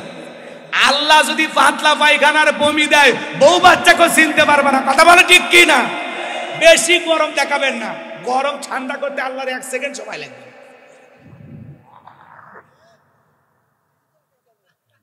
রাগ করছেন মনে হয়? বাজান গো আমার, শোনেন যে কথা বলতে চাচ্ছিলাম।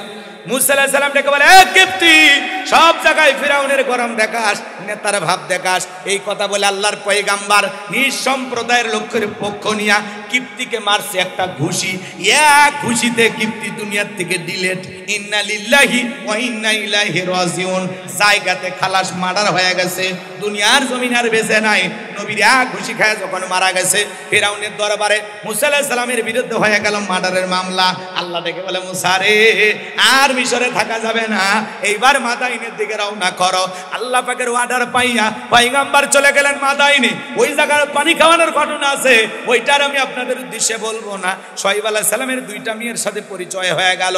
আল্লাহর পয়গম্বর শোয়েব আলাইহিস সালাম তার 2টা মেয়ের সাথে যখন আল্লাহর পয়গম্বর মুসা আলাইহিস সালাম বাড়িতে চলে গেলেন, এই 2টা মেয়ে ডেকে বলে, আব্বা এই ছেলেটা এত ভালো, দেখে অনেক শক্তি আছে, আমাদের বাড়িতে একটা কাজের মানুষ দরকার।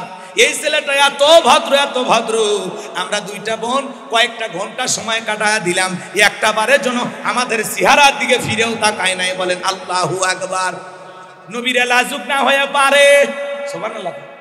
আর বুড়ি হোক আর সুরি হোক, যুবতী হোক আর যেমনই হোক, চেহারা যেমনই হোক, মহিলা মানুষ গেলে যুবক একবার তাকায়। কিছু কিছু যুবক আছে এতিমের মতো, স্কুল কলেজের সামনে দাঁড়ায় থাকে, মনে হয় ভিতর থেকে ওর আপন মানুষ বের হবে। কথা বলে রাগ করতেছেন? এরকম ছেলে পেলে আপনাদের এলাকায় নাও থাকতে পারে। যাই হোক বাজান গো আমার, শোয়েব আলাইহিস সালাম রাজি হয়ে গেলেন। আল্লাহর পয়গম্বর মুসা আলাইহিস সালামকে রাকাল হিসেবে তার বাড়িতে রাখলেন। বড় মেয়ে সুপুরের সাথে বিবাহের ব্যবস্থা করলেন। 8 থেকে 10 বছর শ্বশুর বাড়িতে থাকলেন ঘর জামাই। এলাকায় যদি কেউ ঘর জামাই থাকে, বুঝবেন মুসা আলাইহিস সালামের সুন্নত পালন করতেছে। ঘর জামাই বলে অবহেলা করা যাবে না। কথা কয় না কেন? এবার শোনেন, আমার আল্লাহ ডেকে বলে, ও নবী মুসা, আর কতদিন শ্বশুর বাড়ি মধুর হারি, এইবার গাট্টি গুটি গোছাও, স্ত্রীকে সঙ্গে নাও, মিশরের দিকে রওনা করো।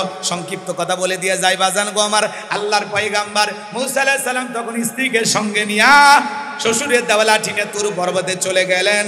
আমার আল্লাহ রাব্বুল আলামিন তখন তার পয়গম্বর মুসা আলাইহিস সালামকে নবুয়ত দান করলেন। বলেন আল্লাহু আকবার। আমার আল্লাহ তখন বলেন, ওয়া মা তিলকা বিয়ামিনিকা ইয়া মুসা। আমার আল্লাহ ডেকে বলে মুসা রে তোমার ডান হাতে ওইটা কি? আল্লাহর পয়গম্বর জবাব দিয়ে বলেন ক্বালা হিয়া আসায়া আতাওয়াক্কাউ আলাইহা ওয়া আহুশু বিহা আলা গনামি ওয়া লিয়া ফিহা মাআরিব উখরা। ডেকে বলেন আল্লাহ আমার হাতে এটা লাঠি, এটার উপর ভর দিয়ে চলি, ছাগলের জন্য পাতাবাড়ি ইত্যাদি ইত্যাদি অনেক অনেক কাজ করি। আমার আল্লাহ ডেকে বলে পয়গম্বর প্রশ্ন করলাম একটা জবাব দেওয়া যাবে একটা? নবী মুসা আলাইহিস সালাম কথা বলে কার সাথে? আল্লাহর সাথে কথা বলতে মজা আছে না নাই? যুবক রে, একটা মেয়ে যদি রং নাম্বার মিস কল দেয় তুমি পাগল হয়ে যাও। 17টা সিম কার্ড পরিবর্তন করে হলে ওই মেয়েটাকে কল দেয়। মেয়ে তখন ডেকে বলে ভাইয়া সরি, ভুল করে আপনার নাম্বারে কল দিয়েছি। বলে কল কেন দিলি? নিবানু এখন ক্যান্সার আইলি, এখন ভালোবাসা দিবি কিনা বল।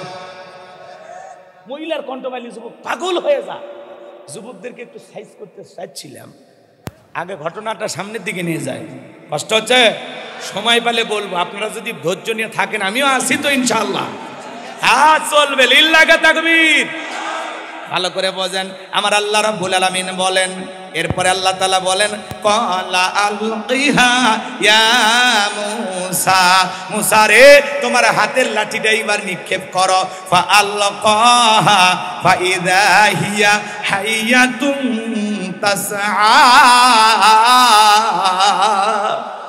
পয়গম্বর লাঠি নিক্ষেপ করা মাত্র হয়ে গেল বিশাল বড় একটা সাপ।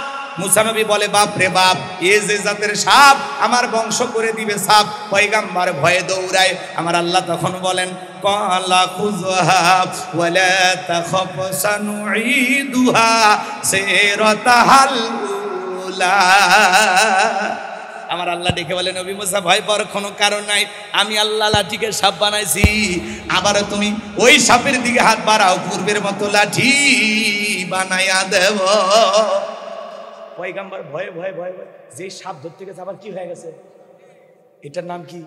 মুজিজা। সুবহানাল্লাহ বলেন। মুজিজা কার পক্ষ থেকে? এরপরে আল্লাহ তাআলা বলেন ওয়াদহুম ইয়াদাকা ইলা জানাহিকা তাখরুজ বাইদা মিন গায়রি সুইন আয়াতান উখরা লিনুরিয়াকা মিন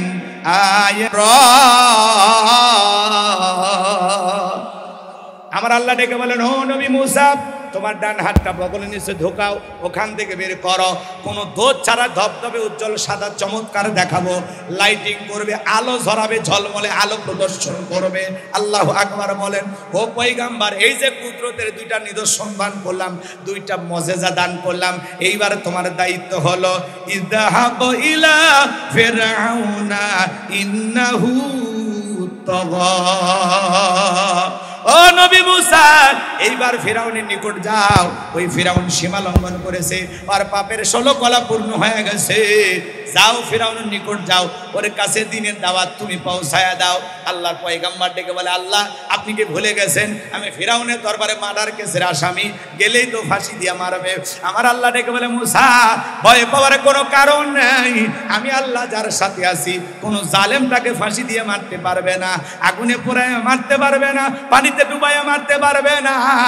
হাজারো দিন রিমান্ডে নিয়ে নির্যাতন করার পরে ওরা মুমিনের মুখের হাসি কেড়ে নিতে পারবে না।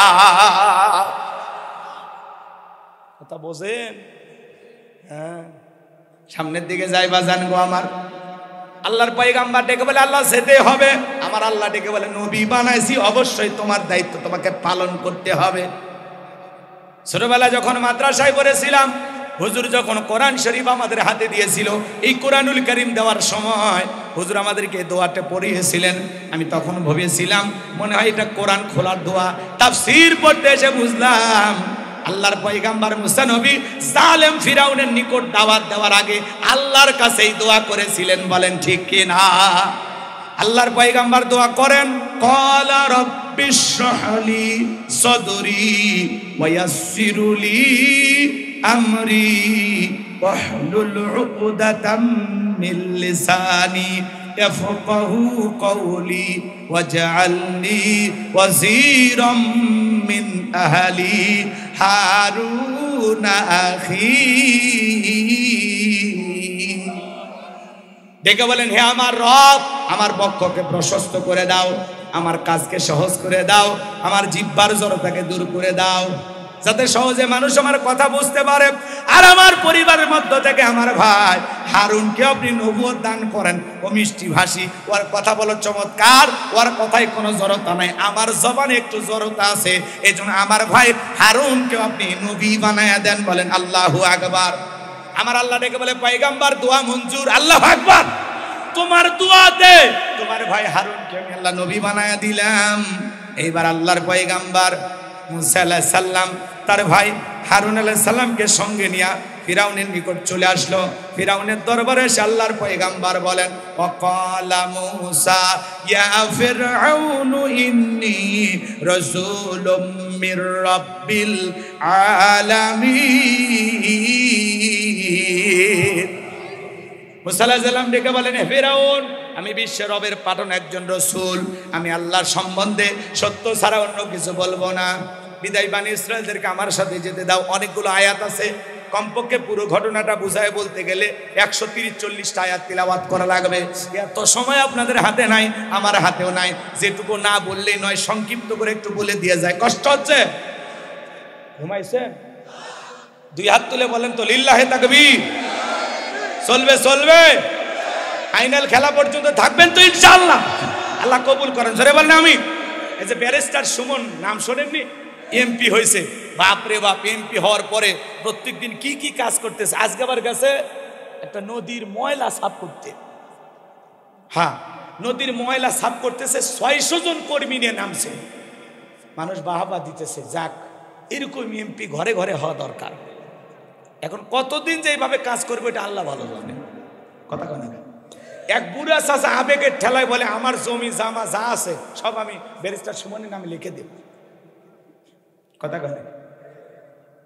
তো ব্যারিস্টার সুমন সব সময় আলোচনায় থাকে। কথা বলেন ঠিক কিনা? নানান ভাবে আলোচনায় থাকে। কথা কি বুঝতে পারছেন? মমতাজ তো শেষ, ও আর কি বলবেন?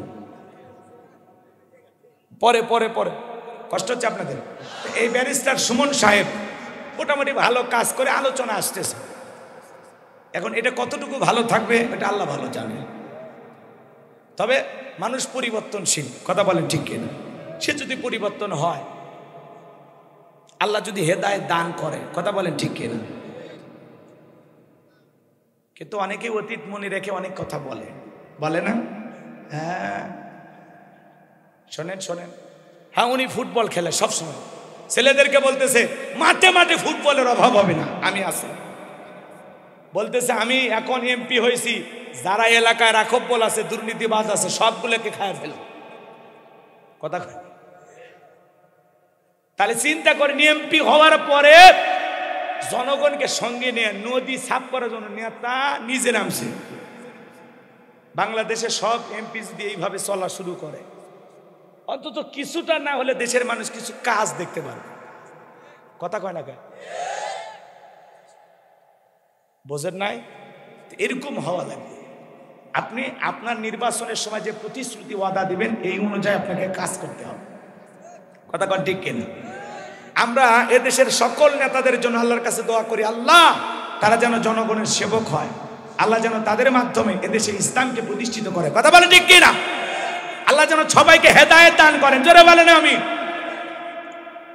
তো উনি সবসময় আলোচনা, আবার উনি যা যা করতেছে সবসময় সাংবাদিকেরা ভিডিও করতেছে, উনি কই যাচ্ছেন, খেলতে যাচ্ছেন, কোন এমপিকে চ্যালেঞ্জ করতেছেন, কোন মামলা লড়তেছেন, কি করতেছেন, মানে সব সময় ভাইরাল। কথা বোঝেন না? নদীতে নামছে, ওখানেও ভিডিও হচ্ছে। ব্যারিস্টার সুমন সাহেব এখন আলোচনায় আসে। বাংলাদেশের কোন এমপিকে নিয়ে এখন আলোচনা হচ্ছে না, সব আলোচনার ফোকাস ব্যারিস্টার সুমনের কাছে। কথা কয় না কেন?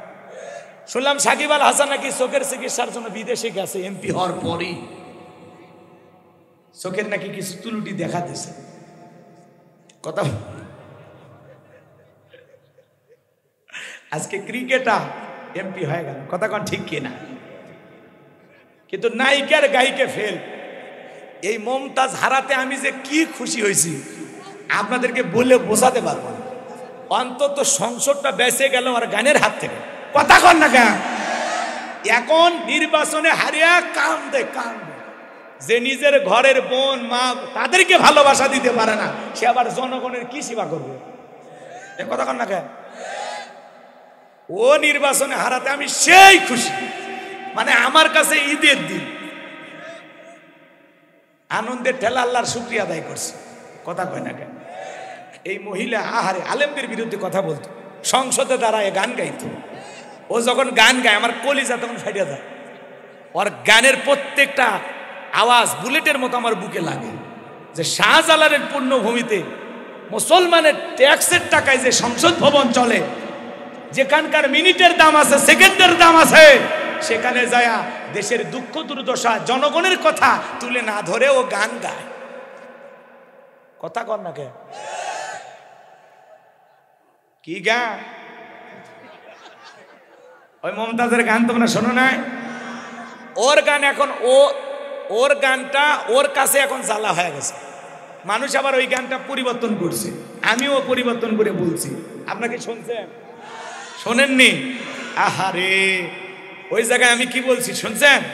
টুলু যখন ট্রাক লইয়া মমতাজের বাড়ির সামনে দিয়া, টুলু যখন ট্রাক লইয়া আমার বাড়ির সামনে দিয়া, নির্বাচনে জিতা যায় ফাইটা যায়, বুকটা ফাইটা যায়, ফাইটা যায়, মমতাজ আবার বুকটা ফাইটা যায়। ওর গান এখন ওর বিরুদ্ধেই লাগতেছে। কথা কন না? ও এখন প্রত্যেকটা এলাকায় যাচ্ছে। আগে যখন এমপি গিরি করছে 15 বছর, তখন জনগণের কাছে যায়নি, গরিবের কাছে যায়নি, অহংকারে পা মাটিতে পড়েনি, অহংকার দুমড়ে মুচড়ে শেষ। এখন গরিবদের কাছে যাচ্ছে, ছোট ছোট হ্যান্ড মাইক নিয়ে বলতেছে, আমি কি আপনাদের সেবা করিনি? তুমি কেমন সেবা করছো জনগণ সেটা বুঝাই দিচ্ছে। কথা কোন ঠিক কিনা? যাই হোক, সংসদে উনি নাই আমি খুশি, এই যে ইনু সাহেব নাই আমি খুশি। কথা কয় না কেন? মেনন সাহেব না গেলেও খুশি হইত। এরকম যারা আছে ইসলাম বিদ্বেষী আলেমুল আমার সহ্য করে না। আবার ওই যে হুজুর হুজুর মাইজ ভান্ডারি, নজিবুল বাদর, ওরা বলে আমরা এত কিছু করলে কার জন্য গর্ত করো? কি মনে করছো তোমারে 12 মাস কাজে লাগাবে? তোমার প্রয়োজন শেষ, এখন ছুঁড়ে ফেলে দিছে। এখন তুমি কান্দো, খানকাই বসে কান্দো। আসল জায়গার মানুষ আসল জায়গায় গেছে। কথা কয় না? ঘরের মেয়ে মমতাজ ঘরে ঢুকছে, দরবারের পীর সংসদ থেকে ঘরে ঢুকছে। কি মনে করছেন সারা জীবন বিজয়ী হবেন? সারা জীবন বিজয়ের মালা গলায় পরবেন, পরাজয় আসবে না। আপনাদের পরাজয় দেখার জন্য তো আমরা এখনো বেঁচে আছি।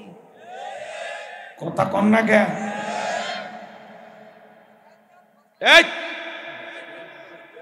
এরা তো একবারে সব শুনে। এ জাহিদ খানের ভক্ত মনে হয়। ওইদিকে আর যাবো না, কষ্ট হচ্ছে আপনাদের। তাহলে ব্যারিস্টার সুমন এমপি কাজ শুরু করে দিছে, সাংবাদিকেরা ভিডিও তুলে ধরতেছে, আমরাও দেখি কতদিন এই ভালো কাজ থাকে। কথা কন ঠিক কিনা? হ্যাঁ, ভালো কাজ করলে ভালো, জনগণের জন্য কিছু যদি ভালো করে ভালো। কথা কন ঠিক কিনা? ভালো করলে ভালো বলবোই। কথা কন। চলেন সামনের দিকে যাই। এ বাজান কথা মনে হয় ভুলে গেছেন, কথা বোঝেন নাই। আল্লাহর পয়গাম্বর ফিরাউনের নিকট আসছে দিনের দাওয়াত দেওয়ার জন্য, কথা কি ভুলে গেছেন? লম্বা ইতিহাস সংক্ষিপ্ত করে বলে দিয়ে যায়। ফিরাউনকে ডেকে বলে, আমি আল্লাহর সম্বন্ধে সত্য ছাড়া অন্য কিছু বলবো না, বনী ইসরাইলদেরকে মুক্ত করে আমার সাথে যেতে দাও।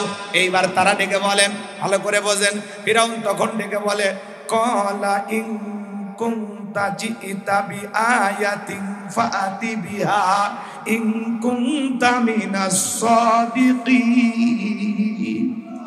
ফিরাউন ডেকে বলে, বাস্তবিক স্পষ্ট দলিল বা প্রমাণ তোমার কাছে যদি থাকে, যদি তুমি নিজেকে সত্যবাদী মনে করো, তুমি যে নিজেকে নবী দাবি করতেছো, স্পষ্ট দলিল প্রমাণ কি কি আছে সেইটা আমাদের সামনে উপস্থাপন করো, যদি তুমি সত্যবাদী হয়ে থাকো। আল্লাহর পয়গাম্বরের কাছে কয়টা জিনিস আছে? যুবকে শোনো শোনো শোনো, যে কথা বলতে চাচ্ছিলাম, 2টা জিনিস। কয়টা? লাঠি ফেলাইলেন, হয়ে গেল সাপ। এরপরে বগল নিচে থেকে হাত বের করলেন, ধবধবে উজ্জ্বল সাদা চমৎকার হয়ে গেল। এই দৃশ্য দেখার পর ফিরাউনের লোকেরা ডেকে বলে ইন্না হাযা লাসাহিরুন আলিম, নিঃসন্দেহে ছেলেটা মস্ত বড় জাদুকর। নবী দেখায় মুজিজা, আর কাফেরদের কাছে মনে হয় এটা জাদু। কথা কি বুঝতে পারছেন? এইবার ফিরাউন তার লোকদেরকে ডেকে বলে এই ছেলের বিরুদ্ধে এখন কি করা যায়? সমস্ত নেতা কর্মী যারা আছে, এমপি মন্ত্রী যারা আছে, ফিরাউন পরিষদের সমস্ত লোকেরা ডেকে বলে নেতা, এই ছেলে যে হুমকি ধমকি দেখায়া, ভয় দেখায়া, আতঙ্ক সৃষ্টি করে দেশ থেকে বিতাড়িত করতে চায়, ক্ষমতার চেয়ারে বসতে চায়, এই ছেলের মতিগতি ভালো না। এখন বলো কি করা যায়? ফিরাউনের সমস্ত লোকেরা ডেকে বলে নেতা, ও যেহেতু জাদু দেখাইছে, আমরাও শহর বন্দর থেকে হাজার হাজার জাদুঘরকে একত্রিত করব, ইয়াতু বিকুল্লি সাহিরিন আলিম। তারা দক্ষ দক্ষ জাদুঘরদেরকে ফিরাউনের নিকট নিয়ে আসলো। এ বাজান গো আমার, ওরা মনে করছে নবী মুসা আলাইহিস সালাম জাদু দেখাইছে, এজন্য বলে আজকের মতো এই ছেলেকে ছেড়ে দাও, আর শহর বন্দর থেকে জাদুঘর নিয়ে আসো, আর নির্দিষ্ট একটা দিনে ওই ছেলেটার সাথে খেলা হবে। বোঝেন নাই জাদুর খেলা? ভালো করে বোঝেন। এটা হলো সেমিফাইনাল, এরপরে ফাইনাল খেলা খেলে দোয়া করে দেবো ইনশাআল্লাহ। শোনেন শোনেন শোনেন, সে ভালো যার সব ভালো তার। যে কথা বলতে চাচ্ছিলাম একটু মনোযোগ দিয়ে শোনেন বাজান গো আমার। এইবার সমস্ত জাদুঘর ফিরাউনের দরবারে উপস্থিত হওয়ার পর ডেকে বলে নেতা, আমরা যদি আপনার শত্রু মুসাকে পরাজিত করতে পারি, আমাদের বেনিফিটটা কি, লাভটা কি, পুরস্কার আপনি আমাদেরকে কি দেবেন? খেলায় নামার আগে জানার দরকার আছে নাই নাই ট্রফিটা কি, বেনিফিটটা কি, লাভটা কি, বিজয়ীদের পুরস্কারটা কি? কথা কয় না, বোঝেন নাই? সমস্ত জাদুঘর বলে নেতা, আপনার শত্রু মুসাকে পরাজিত করতে পারলে আপনি কি দেবেন?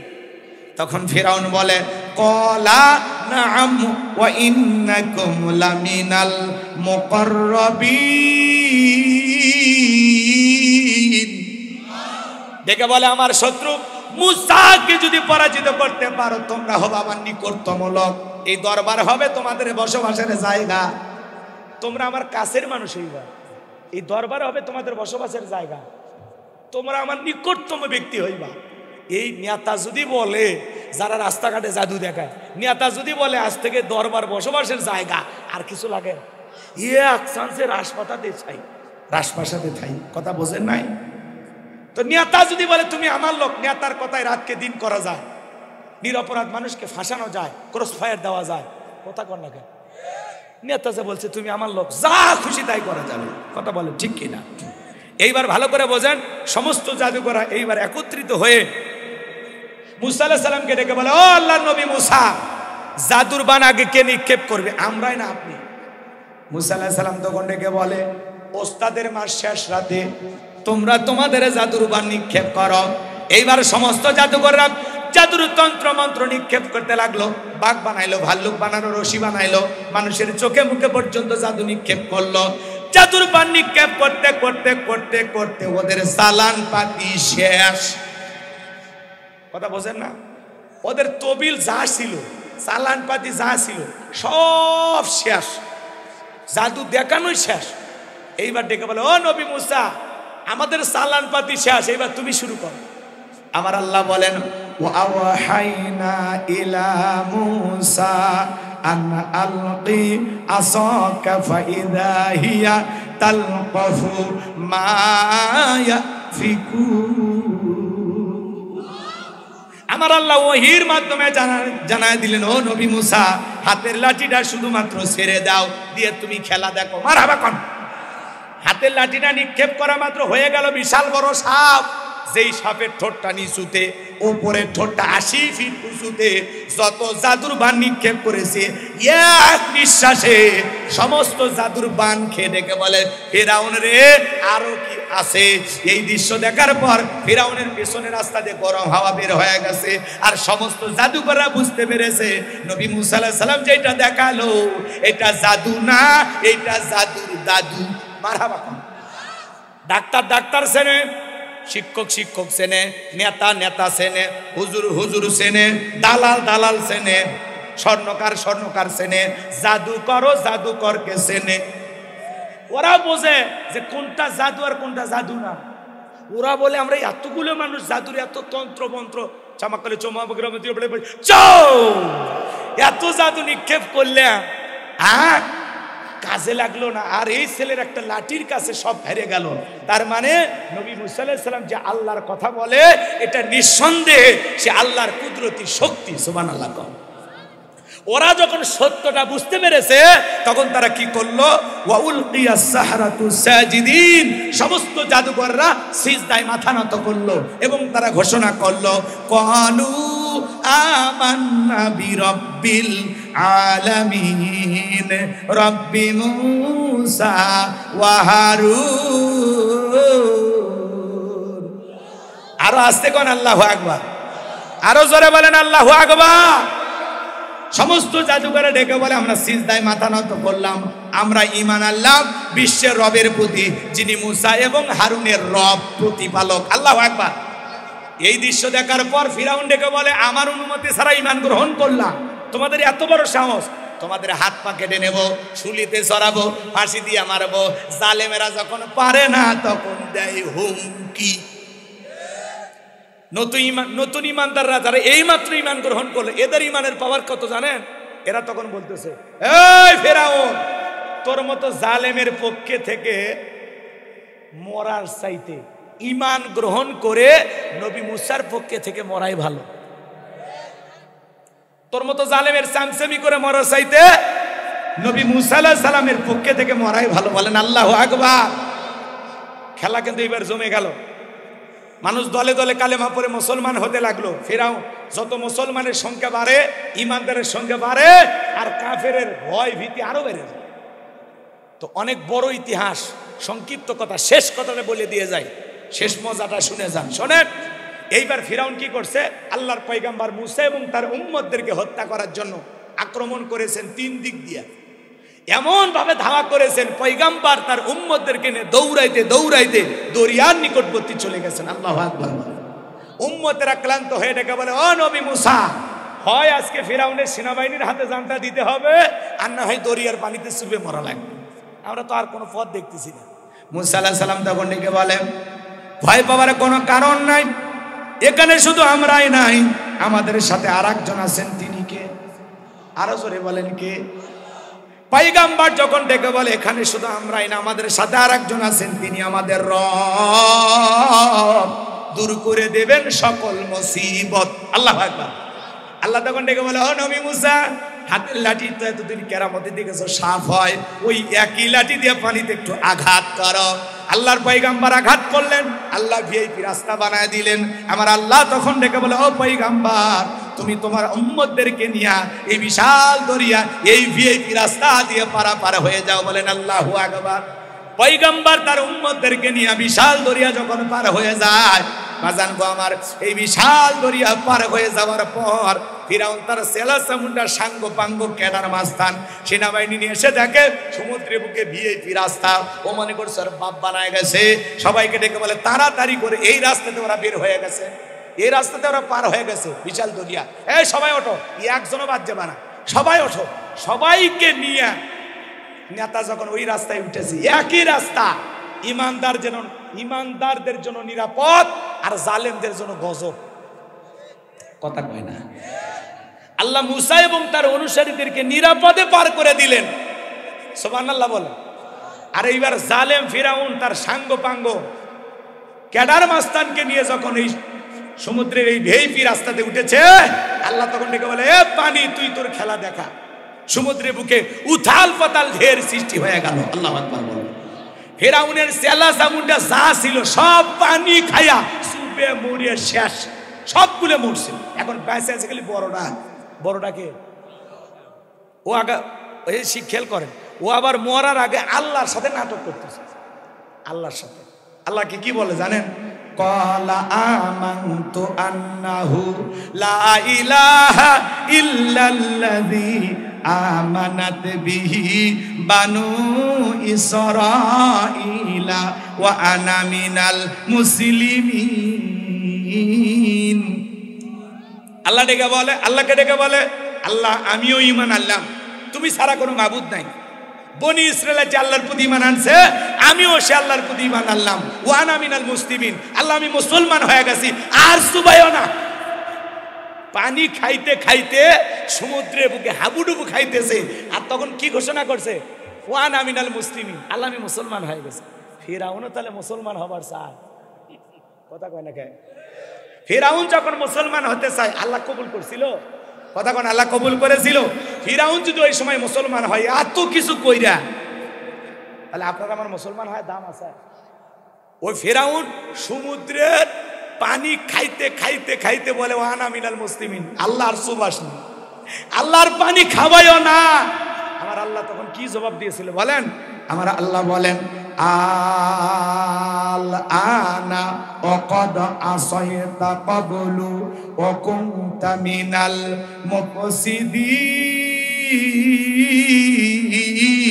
মুফসিদিন। আমার আল্লাহ ডেকে বলে এখনই মানছো, এখন। এর আগে কি করেছো? নাফরমানি করেছো, বিশৃঙ্খলা সৃষ্টি করেছো, সীমা লঙ্ঘন করেছো। ক্ষমতার দাপটে, ক্ষমতা রাজত্বের পাওয়ার কারণে 40 বছর শিক্ষা ব্যবস্থা বন্ধ করে রেখেছো।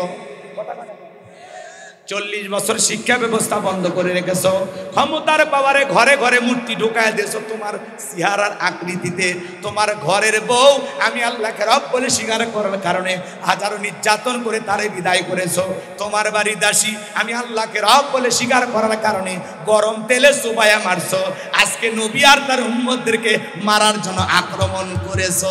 তোর পাপের খেলা শেষ, তোর পাপের 16 কলা পূর্ণ হয়ে গেছে, তোর বাঁচার আর কোনো সময় নেই। আমি আল্লাহ তোকে আর ছাড় দেব না, তবে মরার আগে শোন, আমি আল্লাহ তোর লাশটা রেখে দেব। কথা কয় না কে? ফিরাউনকে আল্লাহ সেদিন চুবাইয়া চুবাইয়া দরিয়ার পানি খাওয়াইয়া পটকা মাছের মতো ফুলাইয়া আজও মিশরের জাদুঘরে ফিরাউনের লাশটা আছে না। মুসা প্রেমিকেরা যায় পায়ের জুতা খুলে মারে আর কয় এই সেই ফিরাউন, মার জুতা। শুটকি ফিরাউন শুকে শুকে শুটকি হয়ে গেছে। কথা কয় না? এই শুটকি ফিরাউনক যদি মুসা প্রেমিকেরা জুতা মারে,